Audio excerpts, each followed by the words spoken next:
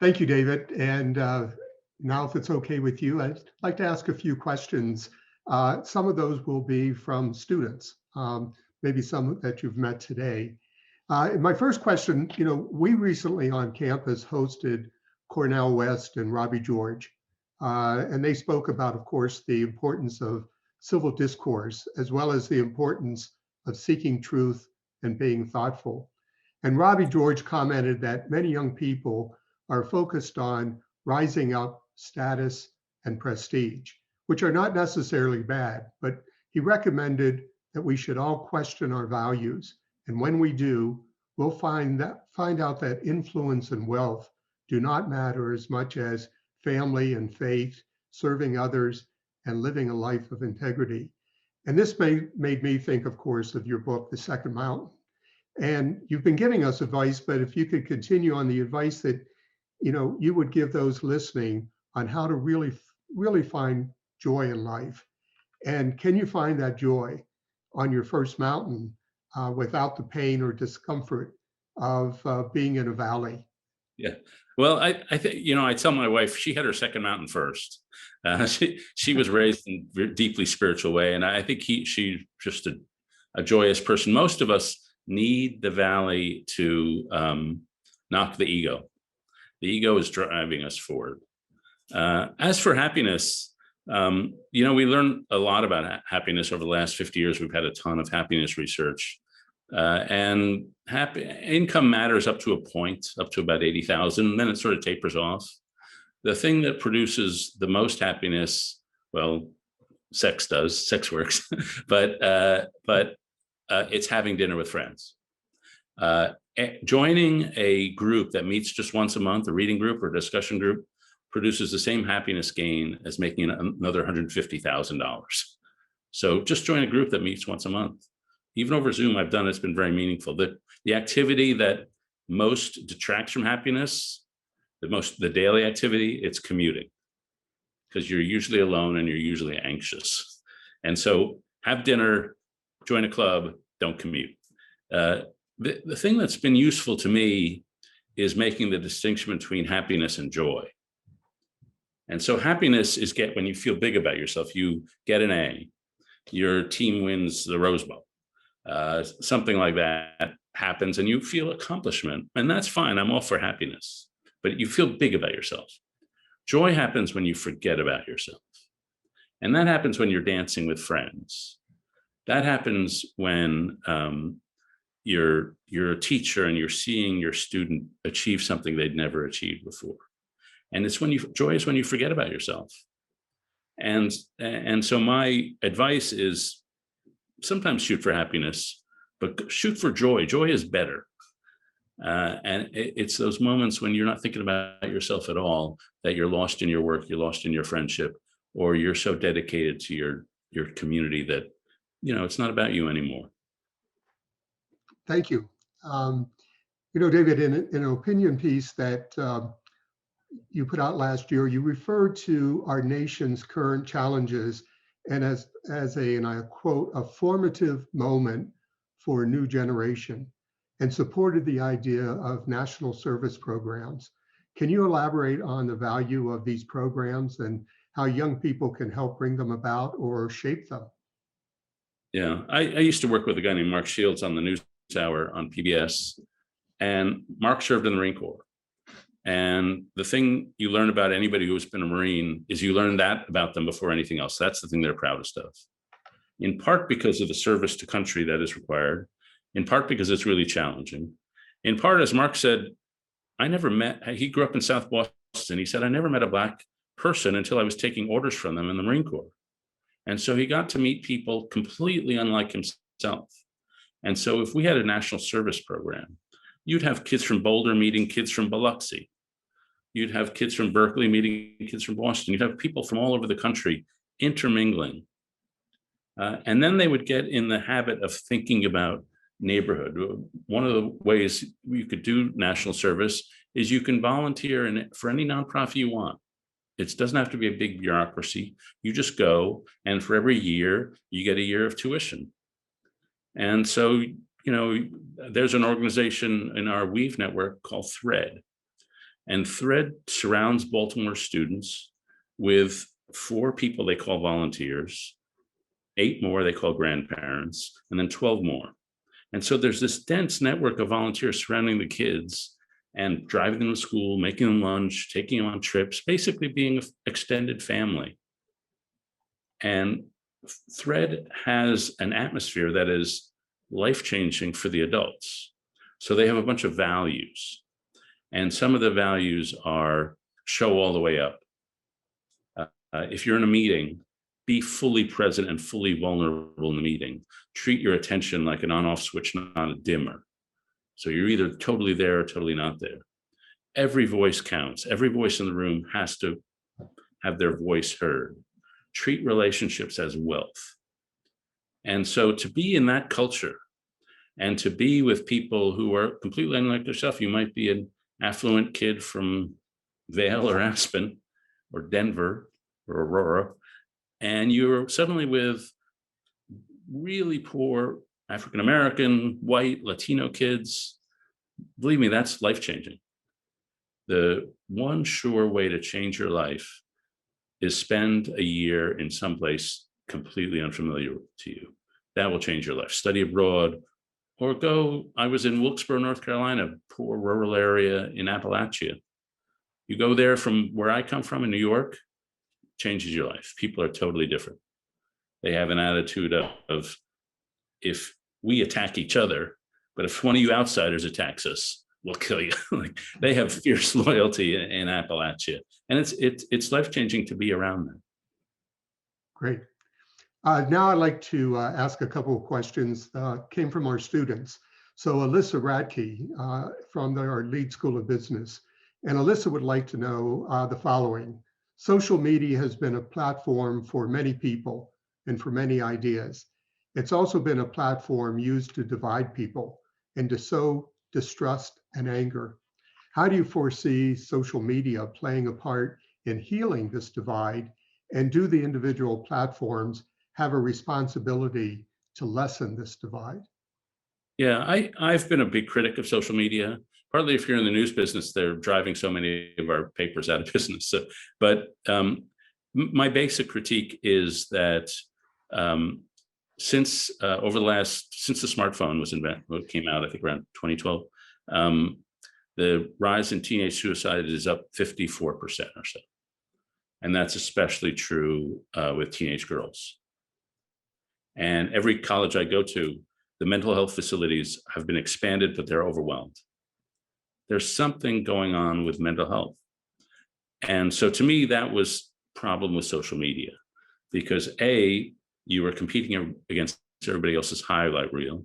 B, you're in an atmosphere of opinion everywhere. There's judgment everywhere of you, but understanding nowhere. C, we evolved to have deep communication with maybe 140 people. Having shallow communication with thousands of people is deeply emotionally unsatisfying. And so I've been a critic.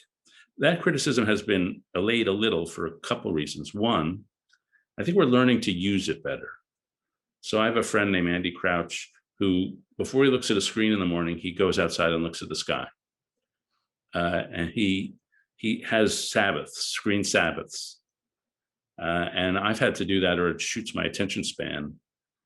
And so that we're learning to use it.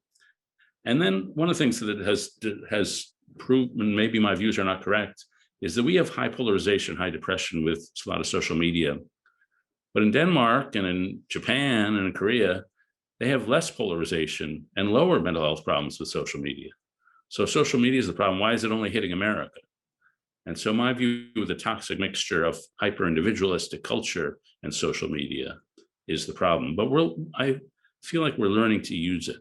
And just the final thing on that, I was telling the students earlier today, I was in a conversation with a group of people who run Facebook groups. And these are communities. It's like African women in Germany they want to share their experience with other African women. And so they create a group. And there's young parents have groups, people who love tropical fish have groups. And what's striking to me is they did a survey, and in 11 out of 13 countries they surveyed, more people said their most meaningful community is online than said it was in person. More people said their most meaningful community was online than said they were close to their family. And so people are finding ways. Maybe you join a group to talk about tropical fish, but humans are humans. They start telling stories about each other. When they go through hard times, they help each other out. And so my hope is that we're learning ways to deepen relationship in community. And it's not like we're going to get rid of online.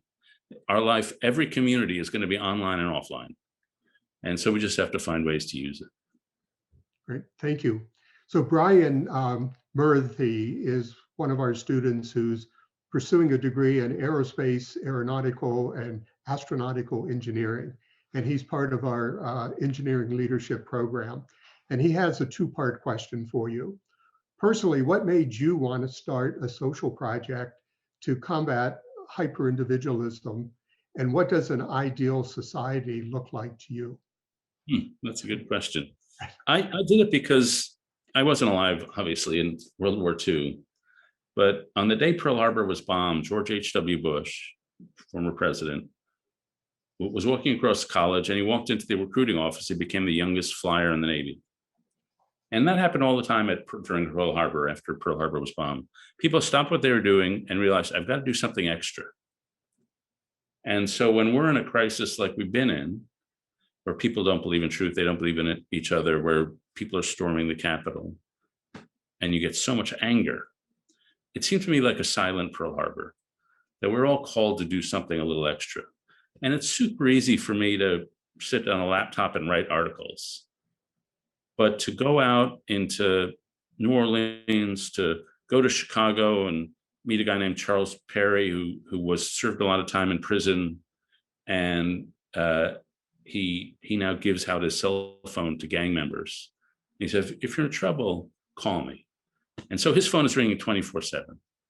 He leads a life of just service, of self for others. And to be around those people and to support them in any way I can with the platform I have, it just has been much more fulfilling. And I started it because of a social crisis. And I think we're all, regardless of our age, we're called upon to do something extra at a time like this. So another one of our engineering students, Caitlin Ponder, who's in our engineering leadership program, has the following question. How do you juggle your passion for writing in college with your major related interest and pressures? And what tips do you have for students who feel like they have to compromise practicing their passions for academic reasons? Yeah, so when we got married, my wife thought we were going to have like long leisurely breakfasts where we'd talk, but I don't talk until I've written 1,000 words. And so I get up and I go straight to my study and I work from wherever, 7 to noon. And so the more creative the endeavor, the more disciplined the regime has to be. And so if you're doing writing or painting or engineering, you've got to have a rigid schedule. I'm going to do this from 7 to 12, 7 to 12, 7 to 12. Toni Morrison had a regime where she would go to a hotel room every morning, and there were only 4 or 5 things in the hotel room: a chair, a table, a typewriter, a Bible, and a bottle of brandy. And she would write 7 to 12. There was a writer named John Cheever who got up in his apartment in New York City, put on his one suit, took the elevator down to the basement where he had a study. He would take off his suit. He would write in his underwear till noon, put on the suit, get back in the elevator, and make himself lunch. That was his routine. And so I'm a big believer in routines. And I'll say one other thing to the students, which I would always tell my students, and I'm not sure any of them followed me, is that writing, and when you're writing papers, it's about traffic management. It's about organization. So the way I write is I have thoughts, or I take notes as I'm reading, and I write them on Post-it notes. And I put the Post-it notes after I'm done with them on piles in the floor. And each pile is a paragraph in my story. And so to me, writing is not typing in a laptop.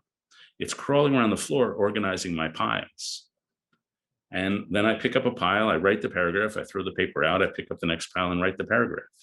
So I tell my students, by the time you sit down at the laptop, your paper should be 80% done because you've organized it. And I'm not sure they listen because a lot of the papers I read like start off here and then they go here and then they go here. But I think everybody who's really good at any craft, they're obsessed with the process.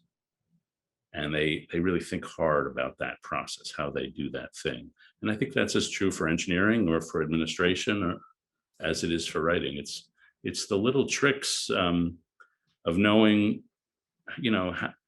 so much of life is skill. It's having a skill. I now come to think morality is a skill.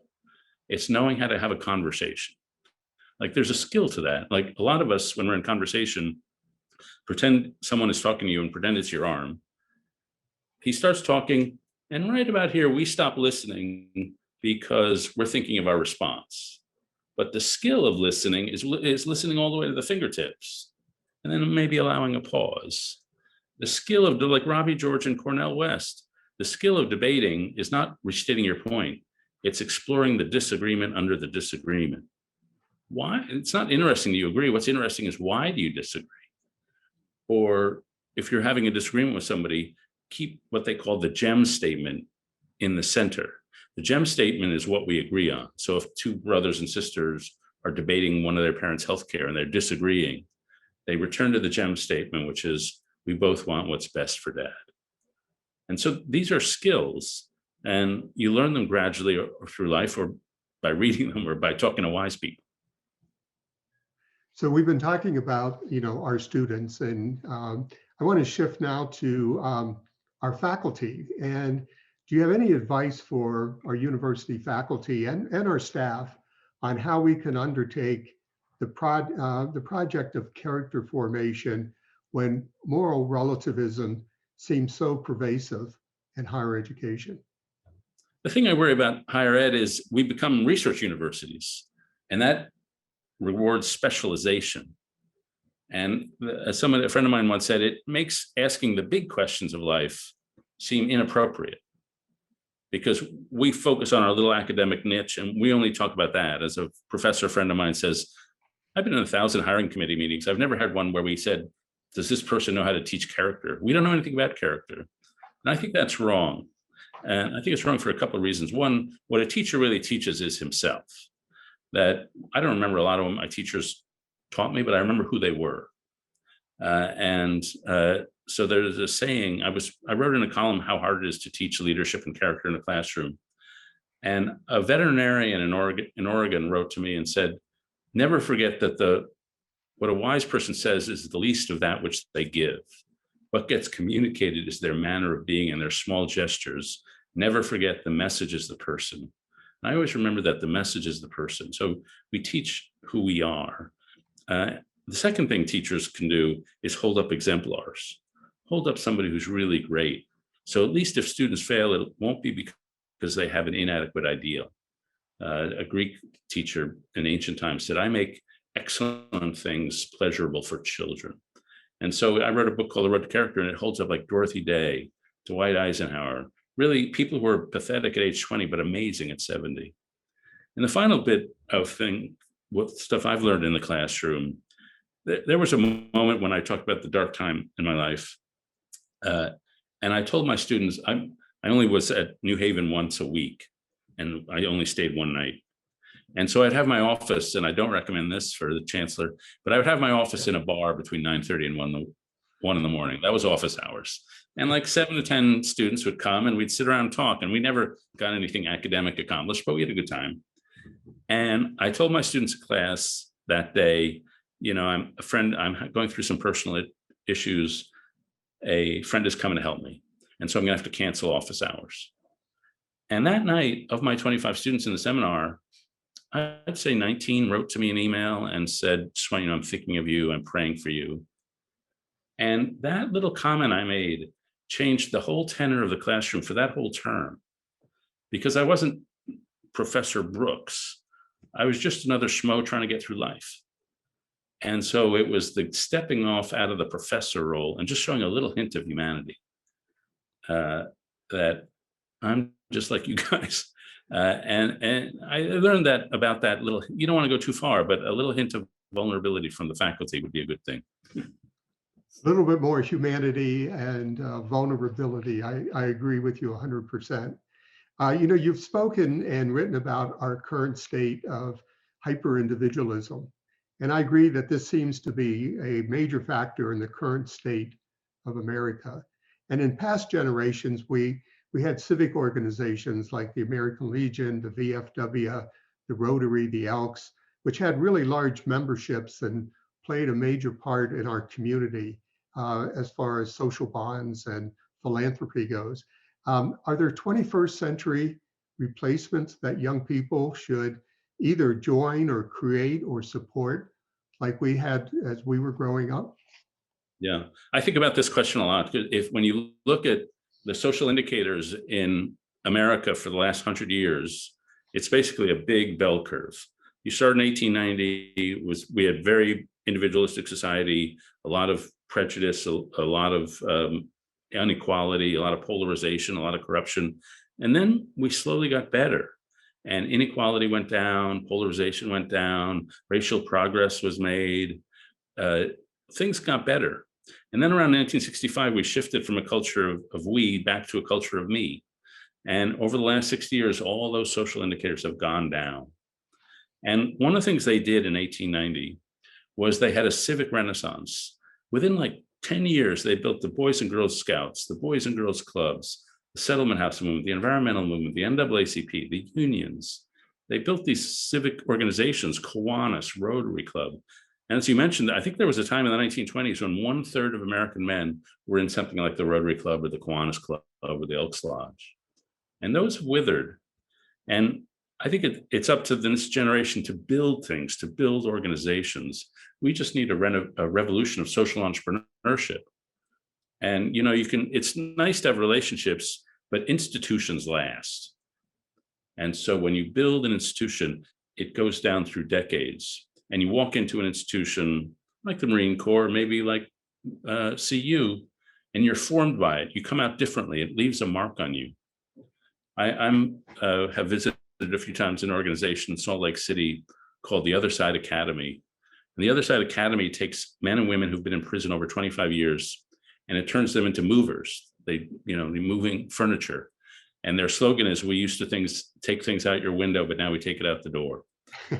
And what they do is they not only do movers, they all live together in homes, and they have intense culture of moral improvement and integrity, what they call 200% accountability. And so at night, after moving during the day, somebody's furniture, they come back and they have something called games. And they sit around the room. And if somebody checked out a woman, they say, we don't do that. That's not who we are. And they call each other to account in this very loud and brutal way. These big 6'5" guys with tattoos all over their faces, screaming at each other. But it's a kind of culture that demands integrity. And people go through it and they come out changed.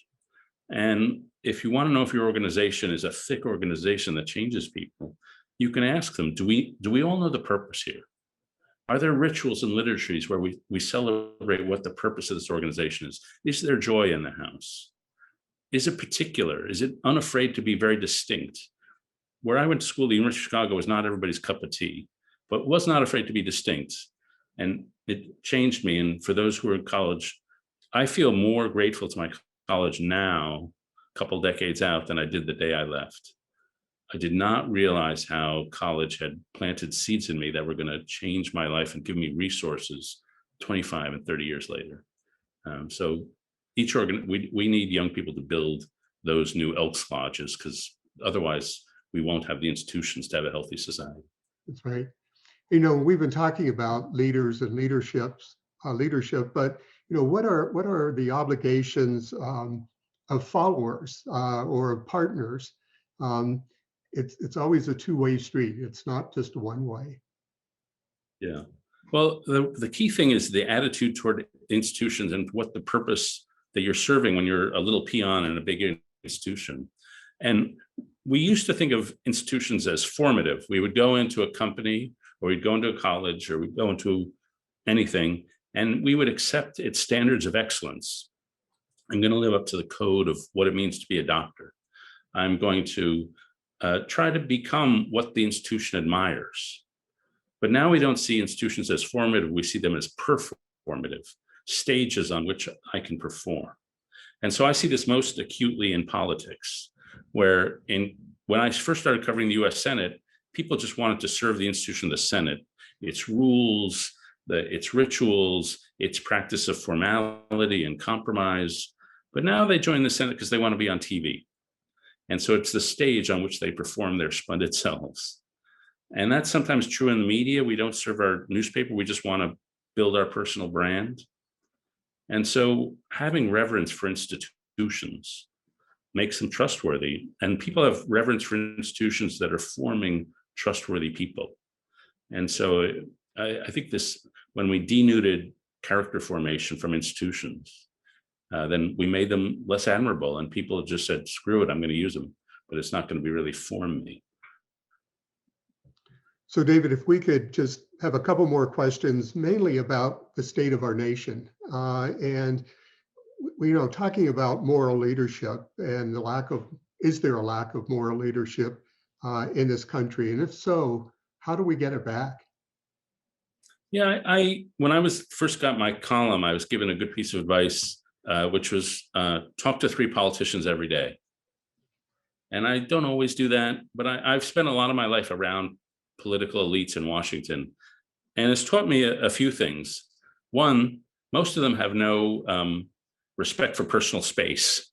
They're like super social people, and they stand too close to you and they pat your head and stuff like this. Joe Biden is very much like this. He's like, they're touchy people. Got him into trouble. The second thing I learned is that no conspiracy could ever be true, because I've been around the ruling class in this country, and they're not competent enough to pull off something and then hide it. So I now doubt almost all conspiracies, because our leaders are just not that smart.